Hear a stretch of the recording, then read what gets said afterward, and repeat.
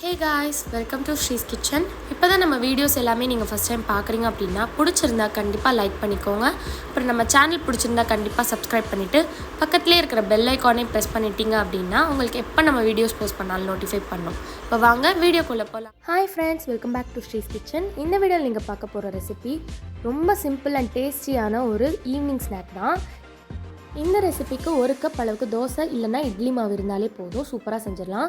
இது கூடவே நம்ம தேவையான வெஜிடபிள்ஸ் சேர்த்துக்கலாம். வெங்காயம், பொட்டேட்டோ, அதுக்கப்புறம் நான் கேரட் சேர்த்துருக்கேன்.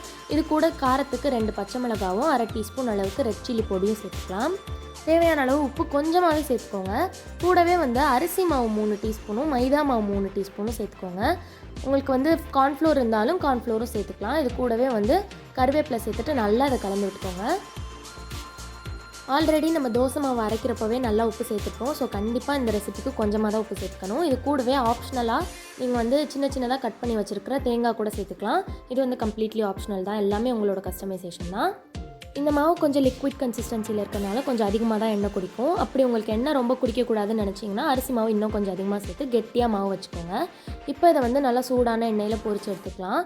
இது ஷேப்லாம் கண்டிப்பாக கம்ப்ளீட்டாக ஒரு ரவுண்ட்லாம் வராது, ஏன்னா அதில் நிறைய வெஜிடபிள்ஸ் அப்படியே சேர்த்துருக்கோம். ஸோ நீங்கள் இதை ஒரு ஷேப்லாம் பார்க்காம நல்லா டேஸ்டியாக இருக்கும். கண்டிப்பாக அதை செஞ்சு பாருங்கள். இது கூடவே நீங்கள் கரம் மசாலா கூட சேர்த்துக்கலாம், இன்னும் நல்ல ஃப்ளேவராக இருக்கும். இதை பொரிக்கும் போது நல்ல மீடியமில் வச்சுக்கோங்க, ஏன்னா அப்போ தான் நமக்கு கிறிஸ்பாக இருக்கும். ரொம்ப சிம்லலாம் வைக்க வேண்டாம், ரொம்ப ஹைலே வச்சிடாதீங்க. லைட்டாக அந்த காய்கறி வெந்தது மாதிரி இருந்ததுன்னா திருப்பி விட்டுடலாம். அந்த மாதிரி ஆயில் ஸ்ப்ரெட் ஆகிற மாதிரி இல்லைனா டீப் ஃப்ரை கூட பண்ணிக்கோங்க. நல்லா இது மாதிரி கிறிஸ்பாக ஆனதுக்கப்புறமா திருப்பினீங்கன்னா அழகாக ஒட்டாமல் எடுக்க வந்துடும். அவ்வளோதான் ஃப்ரெண்ட்ஸ், இந்த மாதிரி எல்லா பேட்சையும் நீங்கள் பொரிச்சு எடுத்துட்டிங்க அப்படின்னா சூப்பரான ஒரு ஈவினிங் ஸ்நாக் ரெடி ஆகிடுச்சு.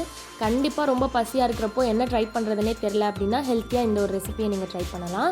அவ்வளோதான் ஃப்ரெண்ட்ஸ், இந்த வீடியோ உங்களுக்கு பிடிச்சிருந்துன்னா கண்டிப்பாக லைக் பண்ணிக்கோங்க. அப்புறம் மறக்காமல் நம்ம சேனல் சப்ஸ்கிரைப் பண்ணிக்கோங்க. தேங்க்ஸ் ஃபார் வாட்சிங். Stay tune with our channel. Bye bye.